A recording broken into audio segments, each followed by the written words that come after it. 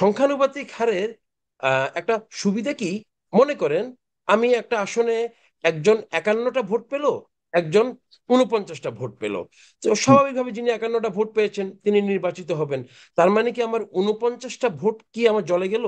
যেই জনগণকে সকল ক্ষমতার উৎস আমরা বলি, যেই জনগণের ভোটের আমরা এত মূল্য দেই, কিন্তু দিন শেষে কিন্তু সেই 49 জন মানে জনগণ যে ভোট দিল তাদের ভোটের কিন্তু কোনো মূল্য কিন্তু তারাও পেল না। আর আমাদের সিস্টেম, আমাদের যে নির্বাচনী ব্যবস্থা, সেটাও কিন্তু সেই 49টা ভোটের কিন্তু কোনো মূল্য কিন্তু রাখলো না। শেখ হাসিনা, আওয়ামী লীগ কিংবা ওনাদের বিচারের জন্য 20 বছরও যদি লাগে তাহলে লাগবে, তাহলে কি ততদিন থাকবে কিনা আমি যদি এই প্রসঙ্গ বলি। সেই জন্যই কিন্তু দলগুলো থেকে একটা অঙ্গীকারনামা সরকার বা ইন্টারিম গভর্নমেন্ট রাখতে চাচ্ছে, যাতে করে ভবিষ্যতে অ্যাটলিস্ট বলা যায় যে আপনি তো বলেছিলেন যে বিচার করবেন, তাহলে আপনি বিচার কার্যটা সম্পন্ন করেন, যাতে করে ওনারা যাতে আবার পরবর্তীতে পিছপা না হয়ে যান। এই জন্য এদের একটা অঙ্গীকারনামা। আমি এই প্রসঙ্গটা জাস্ট একটু বললাম। আমি একটা জিনিস একটু আলোচনা করতে যাই, সেটা হচ্ছে আমরা আমাদের দেশের ব্রিজ, কালভার্ট, ওভারপাস, এগুলোকেই এগুলো হলেই আমরা মনে করি যে দেশের মনে হয় আসলে উন্নয়ন হয়ে যাচ্ছে। But একটা দেশের উন্নয়ন কিন্তু আসলে ব্রিজ কালভার্ট দিয়ে কিন্তু মাপা যায় না। একটা দেশের আর্থসামাজিক, সামাজিক নিরাপত্তা, অর্থনৈতিক একটা একটা শক্তিশালী কাঠামো, এগুলো কিন্তু একটা দেশের সত্যিকারের উন্নয়নের কিন্তু মাপকাঠি। আমরা কিন্তু দৃশ্যমান অনেক কিছু দেখেছি। আজকে যদি আমি বাহ্যিক দৃশ্যমান যদি দেখি, তাহলে আওয়ামী লীগের তো অনেক সাফল্য আছে। অনেক ব্রিজ কালভার্ট করেছেন, মেট্রো রেল করেছেন, এই সেতু করেছেন, ব্রিজ করেছেন। সত্যিকারে কি তারপরেও কি আমরা কি হ্যাপি? আমরা হ্যাপি না। দেশ কি আমাদের আমাদের কি সামনে এগিয়েছে? না, সামনে কিন্তু আগায় না। কেন আগায় না? কারণ আমাদের একটা ভঙ্গুর অর্থনীতি ব্যবস্থার মধ্যে আমরা ঢুকে গেছি। আমরা ঋণের বোঝায় কিন্তু জর্জরিত হয়ে গিয়েছি। আমাদের সামাজিক নিরাপত্তা বলয় কিন্তু ভেঙে গিয়েছে। অর্থাৎ এই জায়গাগুলোতেই কিন্তু আমরা কিন্তু পিছিয়ে ছিলাম বলেই কিন্তু এত এত মানে রোডঘাট হওয়া সত্ত্বেও কিন্তু এই সরকারকে কিন্তু গণ আন্দোলনের মুখোমুখি হতে হয়েছে। সো রোডঘাট করা, আমার ভাই যেটা বললেন, উনি আগে কলেজে যেতেন, ইউনিভার্সিটিতে যেতেন, 3 ঘন্টা লাগতো, এখন 30 মিনিট চলে যান। একটা দেশের কলা গাছকেও যদি রাখা হয় রাষ্ট্র ক্ষমতায়, কিছু উন্নয়ন আছে, এগুলো সময়ের চাহিদা, এগুলো স্বাভাবিক প্রক্রিয়ায় হবে।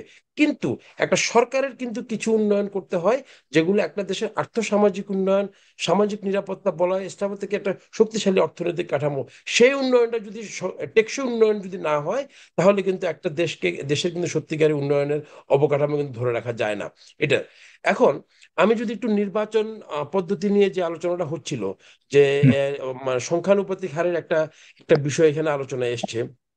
আমি হুম। যদি আমি হয়তো বা একটু একটু আমার মতামত একটু ভিন্ন একটা মতামত হতে পারে, যে আমি কিন্তু সত্যিকার অর্থে কিন্তু একটা সময়ের জন্য কিন্তু আমি কিন্তু জাতীয় সরকারের খুব খুব আমার ব্যক্তিগত ওপিনিয়ন, আমি কিন্তু একটা জাতীয় সরকার দেখার পক্ষে। অর্থাৎ আমরা তো অনেক দেখেছি সংখ্যানুপাতিক হারের একটা সুবিধা কি, মনে করেন আমি একটা আসনে একজন 51টা ভোট পেল, একজন 49টা ভোট পেল। তো হুম। স্বাভাবিকভাবে যিনি 51টা ভোট পেয়েছেন তিনি নির্বাচিত হবেন। তার মানে কি আমার 49টা ভোট কি আমার জলে গেল?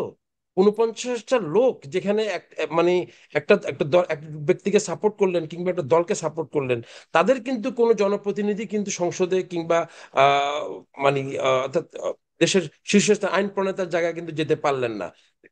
এখানে এই ক্ষেত্রটাতে যদি সংখ্যানুপাতিক হারে যদি নির্বাচন কিংবা জনপ্রতিনিধি যদি নির্বাচন করা হয়, আমি মনে করি এককভাবে আমরা আমরা আমাদের সংসদের অতীত ইতিহাসগুলো কি দেখি, দুই হুম। তিনটা দলই কিন্তু পুরো সংসদটাকে কিন্তু দখল করে রাখেন মূলত, ম্যাক্সিমাম। সামান্য কিছু হয়তো বা সহযোগী দল থেকে হয়তো 2-4 জন আসেন। মূলত কিন্তু 2 থেকে 3টা বা 4টা বড় দল কিন্তু পুরো সংসদকে দখল করে রাখেন। কিন্তু আমাদের দেশে কি শুধু 4টা দল, 5টা দল? না, অনেক দল আছে, এবং তাদের কিন্তু লক্ষ লক্ষ কিন্তু কর্মী আছে। So, আমরা যদি সমস্ত দলগুলোর জনগণের, যেই জনগণকে সকল ক্ষমতার উৎস আমরা বলি, যেই জনগণের ভোটের আমরা এত মূল্য দেই, কিন্তু দিন শেষে কিন্তু সেই 49 জন জনগণ যে ভোট দিল তাদের ভোটের কিন্তু কোনো মূল্য কিন্তু তারাও পেল না। আর আমাদের সিস্টেম, আমাদের যে নির্বাচনী ব্যবস্থা, সেটাও কিন্তু সেই 49টা ভোটের কিন্তু কোনো মূল্য কিন্তু রাখলো না। সো আমি সংখ্যানুপাতিক হারের একটু, এটাতে অনেক সুবিধা আছে, এটা আমি তো পক্ষে। এই সংখ্যানুপাতিক হারে আম, জনপ্রতিনিধি নির্বাচনের মাধ্যমে যদি সংসদ গঠন হয়, সেখানে অধিক সংখ্যক রাজনৈতিক দলগুলোর জনপ্রতিনিধি আসার একটা একটা গেট ওপেন হয়ে যায়, যেটাকে আলটিমেটলি একদলীয় যে সমস্ত শাসন বা একটা দলের যে পুরো সংসদকে কুষ্ঠিগত করা কিংবা দেশের সামগ্রিক ব্যবস্থাটাকে, প্রশাসনিক ব্যবস্থাটাকে যে কুষ্ঠিগত করা, সেখান থেকে জি। কিন্তু একটু বের হয়ে আসার সুযোগ থাকে। কারণ সেখানে অধিক সংখ্যক দলগুলোর প্রতিনিধি যখন থাকে, তখন সবার কিন্তু একটা গুরুত্ব, সবার কিন্তু একটা মতামত, সংসদেও কিন্তু ভোটাভুটির ক্ষেত্রে কিন্তু সবাই কিন্তু যার যার অবস্থান থেকে কিন্তু ভোট দিয়ে কিন্তু এই আইন আইন প্রণেতাদের যে সঠিক যেই সিদ্ধান্তটা সেখানে রাখার কিন্তু সুযোগ থাকে। এবং থাকে বলেই কিন্তু অন্তত, এবং এখানে আরেকটা বিষয় খুবই জরুরি, সেটা হচ্ছে যত অধিক সংখ্যক জনপ্রতিনিধি আমি আমার সংসদে নিতে পারবো, আমার যে সংস্কারগুলোর জন্য আজকে সবাই বলছেন আমিও করব, ও বলছে আমিও করব, সিও বলছে আমিও করব, সবাই করব, কিন্তু যত অধিক সংখ্যক জনপ্রতিনিধিকে আমি সংসদে নিতে পারবো, এই সংস্কারগুলোর জন্য কিন্তু তত বেশি কিন্তু প্রেসার ক্রিয়েট করা যাবে। আমরা সোফার দেখেছিলাম একটা সরকারি দল আর একটা গৃহপালিত বিরোধী দল নিজেরা নিজেরা কিন্তু আলাপ আলোচনা করেই কিন্তু সবকিছু করছেন, কোনো প্রেসার কিন্তু কখনো আমরা দেখি নাই। যদি বিরোধী দল কিংবা অন্যান্য দলগুলোর যদি একটা স্ট্রং প্রেসার যদি থাকতো, তাহলে আমার মনে হয় এরকম কোনো স্বৈরাচারী দল কিন্তু কখনো কিন্তু মানে তাদের রূপ ধারণ করতে পারতো না।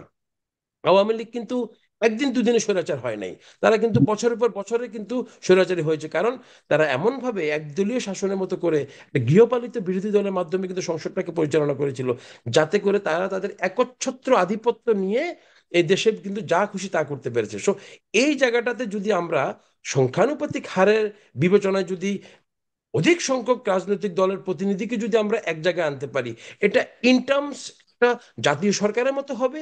এবং ভবিষ্যতে যে আমাদের যে সংস্কারগুলোর জন্য আমাদের জনগণের যে চাহিদা, সেই জনগণের চাহিদা অনুযায়ী সংস্কারগুলোর জন্য কিন্তু আমরা একটা একটা প্রেশার ক্রিয়েট করার মতো সংসদেই আইন প্রণেতাদের জায়গায় একটা জনমতকে মানে গুরুত্ব দেওয়ার জন্য কিন্তু ওই গ্রাউন্ডটা কিন্তু আমার তৈরি হবে। সো আমি আমি মনে করি যে অন্তত এই আগামী নির্বাচনটা হওয়ার আগে নির্বাচন সংশ্লিষ্ট যে সমস্ত অর্গানগুলো আছে, সেই অর্গানগুলোকে সংস্কার করে দেন একটা সুন্দর সুষ্ঠু সঠিক নির্বাচন, স্থানীয় নির্বাচন আগে, তারপরে জাতীয় নির্বাচনের মাধ্যমে আমাদের যে সরকারটা আসবে সেটা, এবং সেখানে সংখ্যানুপাতিক হারে জনপ্রতিনিধি নির্বাচনের মাধ্যমে একটা অধিক অধিক সংখ্যক রাজনৈতিক দলের প্রতিনিধিদের সমন্বয়ে একটা সংসদ আমরা দেখতে চাই, যেই হুম। সংসদটা বাংলাদেশের আপামর একটা সকল সকল জনগণের ওই সংসদে একটা প্রতিফলন থাকবে। আমার যদি 10 জনও যদি সাপোর্টার থাকে, তারও একটা কিন্তু প্রতিনিধি থাকবে। অর্থাৎ আমি কিন্তু সমস্ত জনগণের যে ভোটাধিকার কিংবা সমস্ত জনগণের যে তাদের যে আকাঙ্ক্ষা, সে আকাঙ্ক্ষাকে আমি প্রায়োরিটি দিয়ে আমি আমার প্রতিনিধি নির্বাচন করব। একজন প্রতিনিধিও যদি থাকে, তিনিও সংসদে কিন্তু কথা বলতে পারেন, তিনিও কিন্তু বিপক্ষে একটা মতামত দিতে পারেন। তার গুরুত্বটাও কিন্তু আমরা কিন্তু পাবো, দেশের জনগণ পাবে, দেশ উপকৃত হবে। আমি মনে করি অন্তত আমাদের যে রাজনৈতিক কালচার আমরা দেখে এসেছি গত 53-54 বছর, সেটা থেকে অন্তত আমরা কিছুটা পরিবর্তন, কিছুটা আমাদের সংস্কার, এখানেও এই সংস্কারটা খুবই জরুরি। কারণ আমরা আমাদের প্রথাগত পদ্ধতি থেকে কিছুটা বের হয়ে আসার আমার মনে হয় এখনই বোধহয় উপযুক্ত সময়। আপনাকে অনেক ধন্যবাদ প্রিয় দর্শক, আপনারা একমত কিনা আপনাদের মতামত জানাবেন। আজকে এখানেই রাখছি প্রিয় দর্শক, অনুষ্ঠানটিকে শেয়ার করবেন, আর কাল রাত 9টা 30 মিনিটে দেখা হবে রাত। ভালো থাকবেন, সুস্থ থাকুন।